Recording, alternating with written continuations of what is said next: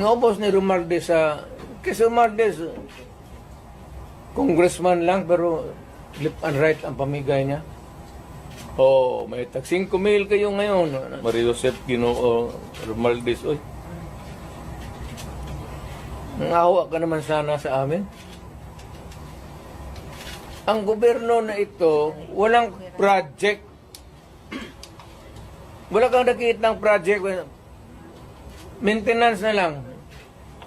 Kasi ayuda, ano yan, akap, ayuda.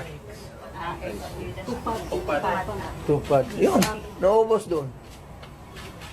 Bakit nila pinakialaman? Huwag mong pakialaman yan, kaya hindi yan inyo. Saan ang pera namin? Saan ang pera niyan? Ayuda. Ang dating Pangulong Rodrigo Duterte ay naglabas ng matapang na pahayag laban kay House Speaker Martin Romualdez kaugnay ng umano'y paglustay ng pondo ng gobyerno. Sa kanyang nakaraang live conference, tinawag ni dating Pangulong Rodrigo Duterte ang atensyon sa umano'y malawakang pamimigay ng ayuda ni Romualdez.